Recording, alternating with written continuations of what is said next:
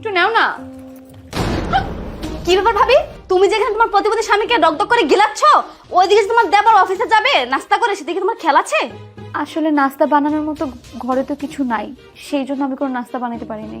যদি কিছু নাই ছিল তাহলে স্বামীকে কিভাবে খাওয়াচ্ছ?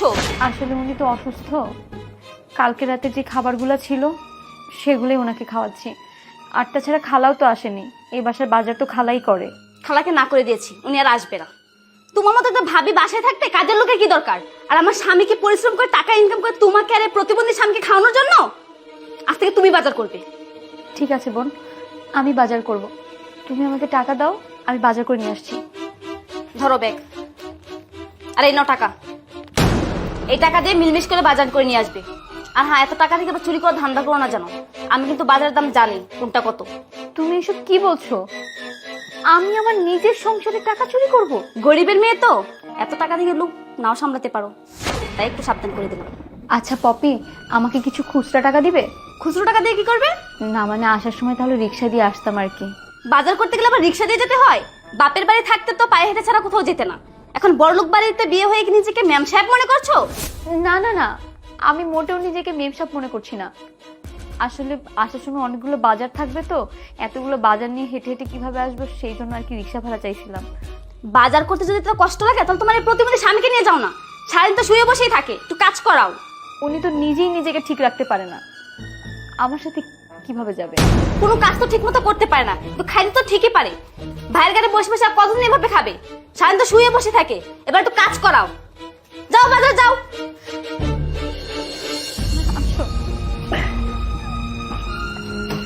কি মজা কি মজা, বাজারে যাব।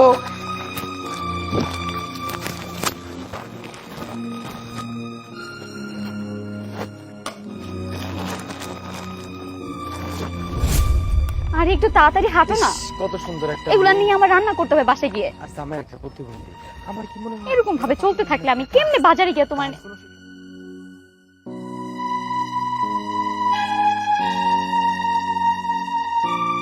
তাড়াতাড়ি আসো না। ইস রে, এত সুন্দর ভাবি আর তার স্বামীটা প্রতিবন্ধী। আমার মনে হয় কি ছেলেটার বাপের মনে হয় অনেক টাকা পয়সা, তাই না? আর এইসব টাকা পয়সার লোভে পড়ে আপনি তারা বিয়ে করছেন। চলো তো, এনে দাঁড়ায় থেকে কোনো লাভ নেই। এই যে ভাবি, এত রূপের দামাক দেখায় লাভ নাই, সেই তো প্রতিবন্ধী স্বামীর নিয়ে ঘুরতেছেন। আসলে কি জানেন, টাকা থাকলে নাকি কাঠের পুতুলেও বাপ ডাকে। ইস, আমার বাবার যদি এত টাকা থাকতো, আপনার মতো সুন্দর একটা মাইয়া বিয়ে করতাম, আমারও কি যে ভাল লাগতো। আল্লাহ, তুমি আমাকে এই কোন পরীক্ষার মধ্যে ফেললে? আমি না পারছি মানুষের এই অপমানজনক কথা শুনতে, না পারছি আমার এই অসুস্থ স্বামীকে রেখে যেতে। আসলে কি ভাবি জানেন, মেয়েদের একটা সুগার ডেডি হইলেই হইছে, তার যদি একটা পাও না থাকে তাতেও কোনো সমস্যা নাই, তাই না ভাবি?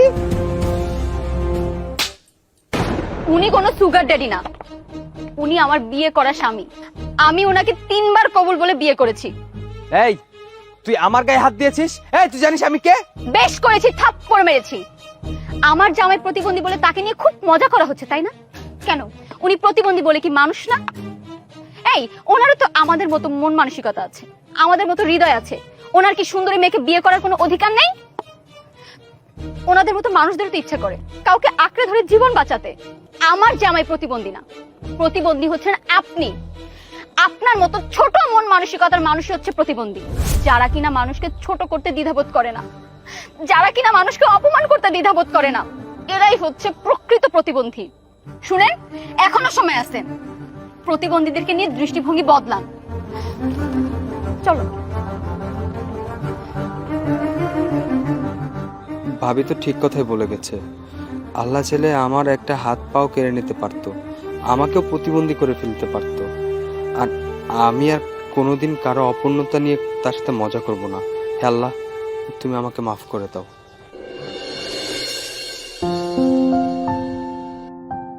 হ্যাঁ যাবো তো, আরে অফিসে তো সিভি পাঠাতে হবে, তো সিভিটা পাঠিয়ে দিই।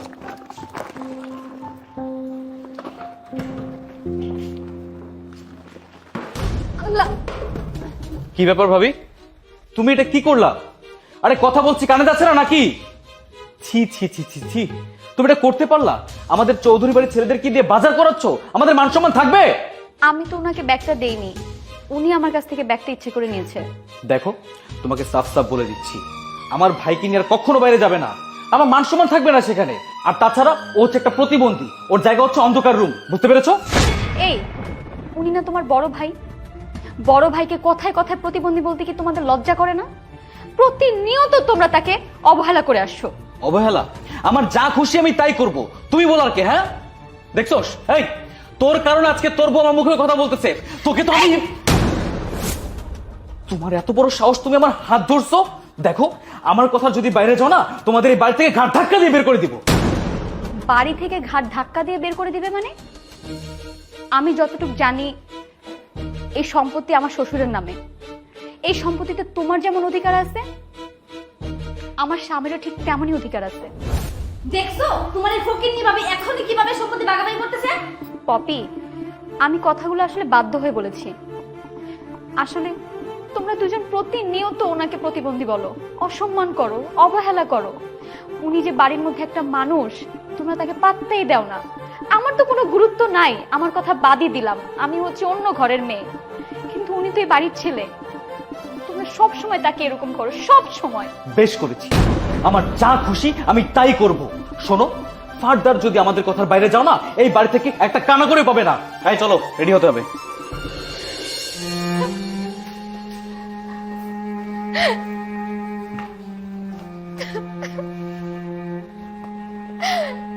আল্লাহ আমার শেষ পর্যন্ত কি একটা কপাল দিল।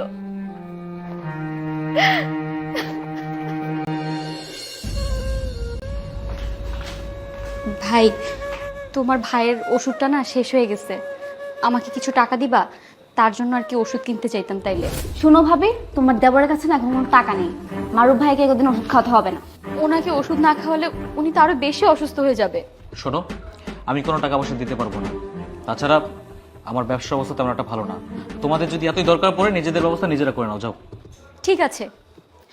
আচ্ছা ভাইয়া, তাহলে এক কাজ করো, বাবার সব ব্যবসার দেখাশোনা তুমিই করো, কারণ তোমার ভাই যদি সুস্থ থাকতো সেও তো দেখাশোনা করতো, তাই না? মানে তুমি কি বলতে চাও? আচ্ছা, তোমাদের অফিসে আমাকে কি একটা চাকরি দেওয়া যাবে? কি কি বলতেছি? দেখো, তুমি আমাদের অফিসে চাকরি করবে? ভাবি, তুমি তো পড়াশোনা কিছুই করোনি। না ভাই, তুমি হয়তো বা জানো না, আমি অনার্স কমপ্লিট করেছি অর্থনীতি সাবজেক্টে। ঠিক আছে, তুমি তাহলে কালকে থেকে আমাদের অফিসে নতুন বস। আমি এখনই ম্যানেজারকে কল করে বলছি। তুমি সত্যি বলছো? হ্যাঁ, আমি সত্যিই বলছি। এই কি বলছো তুমি এসব? তোমার মাথা ঠিক আছে? এই গরিবের মেয়ে হবে আমাদের অফিসের বস? এটা অসম্ভব। বেশি কথা বলো না তো। ভাবি, আপনি যান, আপনি অফিসে যাওয়ার জন্য সকল প্রস্তুতি নিয়ে ফেলেন, যান। ঠিক আছে। এই তুমি এটা কি করলে? যেখানে আজ পর্যন্ত আমি জব নিতে পারি না, সেখানে তুমি ওকে জব দিচ্ছ, এই গরিবের মেয়েকে। আরে তুমি আমার কথা শুনবা তো? আমি তোমাকে বুঝে বলছি, শোনো। আমাদের অফিসে তো আমার কাছে লোন ছিল, আর তাছাড়া পুলিশ আমাকে খুঁজছে, আর পাশাপাশি ওই শ্রমিকরাও যদি আমাকে একবার ধরতে পারে।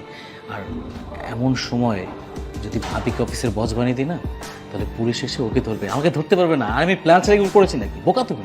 ও আচ্ছা আচ্ছা, এই ব্যাপার। গরিবের মেয়ের অনেক শখ না চাকরি করার।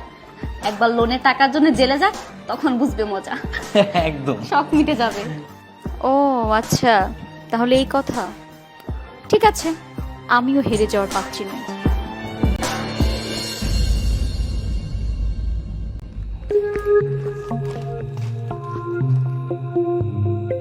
দেখি। পপি, পপি!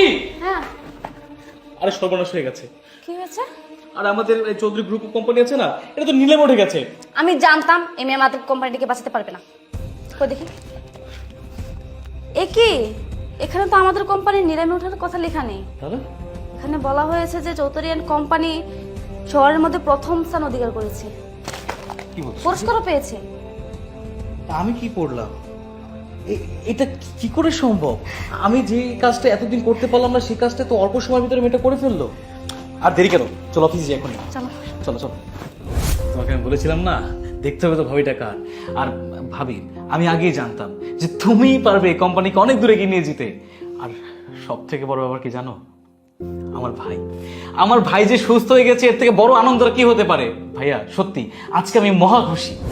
সোনিয়া সোনিয়া সবসময় আমার টেক কেয়ার করেছে, প্রতিটা মুহূর্তে আমার পাশে ছিল। ও আমাকে ভালো ডক্টরের কাছে নিয়ে যায়। ডক্টর ট্রিটমেন্টে আজকে আমি সুস্থ। আল্লাহ চাইলে সব কিছুই সম্ভব। ভাবি তুমি যে পড়াশোনায় এত ভালো ছিলে সেটা তো আগে জানতাম না। যদি জানতাম তাহলে তোমার দেবরকে বলে আগেই তোমাকে এই দায়িত্বটা দিয়ে দিতাম। শোনো পপি, আমি যদি পড়াশোনা না পারতাম মনির তো আমাকে আর এমনি এমনি জব দিত না, তাই না? আর তাছাড়া মনির খুব ভালো করেই জানতো যে কোম্পানির লোনের জন্য পুলিশ আমাকে ধরে নিয়ে যাবে, কোম্পানির শ্রমিকরা আমাকে টেনে হিসেবে অপমান করবে, আমি এই কোম্পানিতে বেশি দিন টিকে থাকতে পারবো না, আরও আপনি বেঁচে যাবে। কিন্তু দেখো তার কিছুই হলো না। মেধা আর পরিশ্রম দিয়ে আমি সব কিছু ঠিক করে ফেলেছি। আমাদের কোম্পানি এখন ঢাকা শহরের টপ লেভেল কোম্পানি। আর এখানে সব থেকে কার অবদান বেশি ছিল জানো? মারুফের, যাকে তোমরা প্রতিবন্ধী বলতে, অবহেলা করতে, লোক সমাজে নিজেদের মান সম্মানের ভয় পরিচয় করে দিতে না, সেই মারুফ আজকে এই অফিসের বড় ম্যানেজার। ভাইয়া, আমি তো তোমার ছোট ভাই, তাই না? আর ছোটরাই তো ভুল করে। আমি আসলে তোমার সাথে অনেক অন্যায় করে ফেলছি, তোমার সাথে অনেক খারাপ ব্যবহার করছি। ভাইয়া, তুমি আমাকে মাফ করে দিও। তুমি মাফ না করলে আমি কই যাবো বলো? না ভাই, তুই কোনো ভুল করিসনি। আর তুই কেন ক্ষমা চাইবি বল? তোর জন্য তো আমি সোনিয়াকে পেয়েছি। সোনিয়াকে যদি আমি না পাইতাম হয়তো বা আমার জীবনের মানেটাই আমি বুঝতে পারতাম না। আরেকটা কথা, আমি বিশ্বাস করি তুই আমাকে যে পরিমাণে সহযোগিতা করেছিস সোনিয়াকে পাওয়ার জন্য, এই দিনটা আমি সারা জীবন মনে রাখবো। দেখছো ভাইয়ের ভাবি কত মহৎ, আর ওদের এই মহতের কারণে তো ওরা এত দূর আসতে পারছে। আর আমরা আমাদের অহংকার আর টাকার গরম দেখে আজ সব হারিয়েছি। বুঝতে পারছি, ভুল তো মানুষই করে। আর তাছাড়া সব থেকে বড় খুশির খবর তো এটাই যে আমাদের কোম্পানি আজকে এত উপরের লেভেলে চলে গেছে। আর তাছাড়া ভাই আমার ভাবি আমাদের এই বিপদের দিন আমাদের পাশে থাকবে, আমাদেরকে তার ফেলে দিবে না। বোকা ফেলে দিব না মানে? তোমাদের যে রেখে দিব সেটাও তো বলিনি, তাই না? তোমার ভাই যখন প্রতিবন্ধী ছিল তখন তোমাদের এই মহত্বটা কোথায় ছিল? তাকে সব সময় প্রতিবন্ধী, অবহেলা, মানুষের কাছে পরিচয় করাতে না, তখন তোমাদের এই রূপটা দেখিনি। তাহলে এখন কিভাবে ভাবলে যে তোমাদেরকে আমরা রেখে দিব? তোমরা তোমাদের পথ বেছে নাও। তোমরা এক্ষুনি এই মুহূর্তে এই অফিস থেকে বের হয়ে যাও। ভাবি চুপ! তোমার মুখ থেকে আমি অন্তত আর একটা কথাও শুনতে চাচ্ছি না। Get out! যা বলছি